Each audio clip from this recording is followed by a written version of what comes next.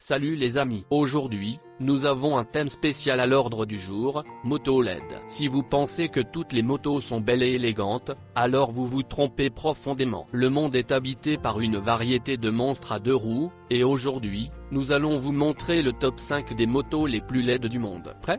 Un siège Suzuki Madura, un modèle des années 1980 avec une aile avant massive et des carénages en plastique étrange. La Suzuki Madura est un modèle de cruiser produit par Suzuki de 1985 à 1986. Il faisait partie de la série de motos Suzuki Intruder. Madura était disponible en deux versions, Madura 1200, GV 1200, et Madura 700, GV 700. Les deux modèles étaient équipés de moteurs à 4 cylindres en V. La moto Suzuki Madura 1200 avait une cylindrée de 1165 cm3, une puissance de 100 chevaux et une transmission à 5 vitesses. Il était l'une des motos les plus puissantes de son temps. La Suzuki Madura 700 était plus compacte et moins de puissance par rapport à la Madura 1200. Son moteur avait un volume de 699 cm3 et développait une puissance d'environ 67 chevaux. Madura se distinguait par un design inhabituel, en particulier l'aile avant et les carénages. Ils ont créé un look unique et extravagant qui a rendu Madura reconnaissable sur les routes.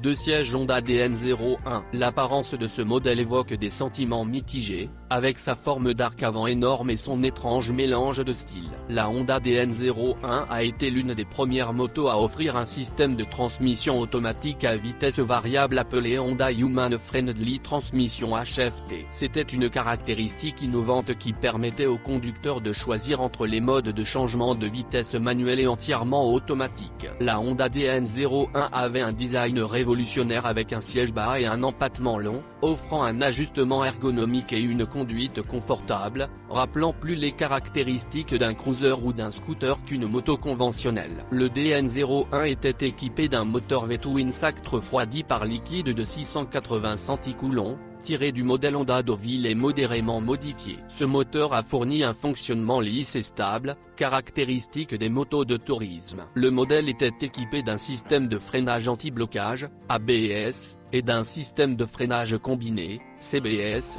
ce qui assurait un haut niveau de sécurité lors du freinage dans diverses conditions de route. Le DN01 a été introduit en 2009, mais n'a pas été largement diffusé en raison du coût élevé et du manque de public cible clair. Ces facteurs ont conduit au fait que le modèle n'a été produit que pendant quelques années.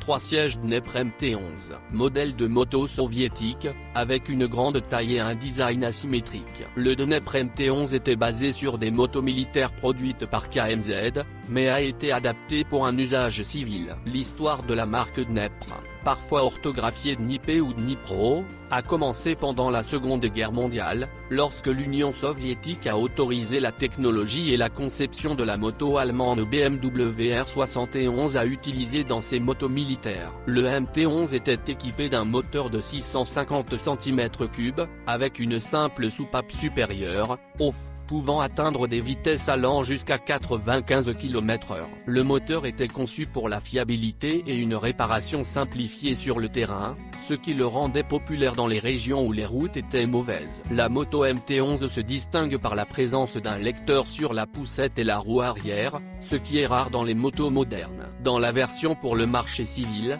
il était possible de voir des composants simplifiés et une transmission arborescente à 4 vitesses. En raison de sa simplicité et de sa puissance, le Dnepr MT11 et ses variantes ont été utilisés non seulement par les citoyens, mais également par les services postaux, la police et même pour les besoins agricoles. Cette moto est également populaire auprès des amateurs d'équipements militaires et de motos avec des poussettes. Aujourd'hui, le Dnepr MT11 est un objet convoité pour les collectionneurs et les amateurs de motos rétro. Il est souvent restauré pour un usage privé ou des démonstrations dans des expositions spécialisées. De plus, les pièces de motos Dnepr sont toujours disponibles grâce à un réseau de passionnés et de fabricants spécialisés.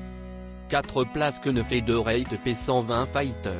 Une moto avec une apparence agressive, des formes angulaires et une disposition inhabituelle des roues. Que Featherweight P120 Fighter a un design industriel unique qui se distingue par ses lignes minimalistes et brutes. Le cadre de la moto est fabriqué en aluminium à haute résistance, ce qui lui confère une légèreté visuelle tout en offrant une rigidité structurelle élevée. Du cœur de la moto est un moteur en forme de V de 120 pouces cubes, environ 1966 cm3, capable de développer une puissance de plus de 160 chevaux avec un couple maximal d'environ 135 livres-pie, environ 183 Nm. Les motos Featherweight sont généralement produites en série limitée, ce qui rend chaque exemplaire exclusif.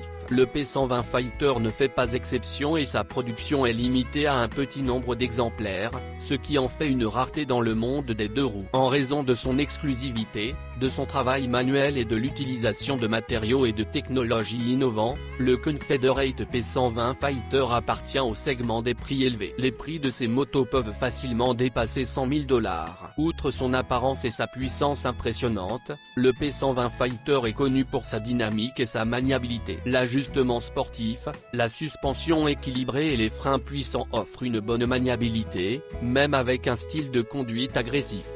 5 sièges Yamaha VMAX. Un modèle avec un moteur puissant, mais des formes étranges et un design disproportionné. Le premier VMAX a été introduit en 1985 et a été révolutionnaire dans son approche de la conception d'une moto de type Power Cruiser. La moto a rapidement acquis le statut de culte pour son apparence audacieuse et son moteur puissant. La Yamaha VMAX était initialement équipée d'un moteur 4 cylindres en V refroidi à l'eau de 1198 cm3, porté à 1679 cm3 dans les modèles suivants. L'un des aspects les plus uniques du VMAX original était le système V-Boost, qui augmentait la puissance du moteur à grande vitesse grâce à un système de soupape spécial améliorant la respiration du moteur. Cela a donné au vélo un potentiel de traction impressionnant et un comportement d'accélération unique. Le Yamaha VMAX n'a pas été mis à jour fréquemment et quelques générations de modèles ont été produits au cours des nombreuses années de sa production. La nouvelle génération de VMAX, qui a débuté en 2009,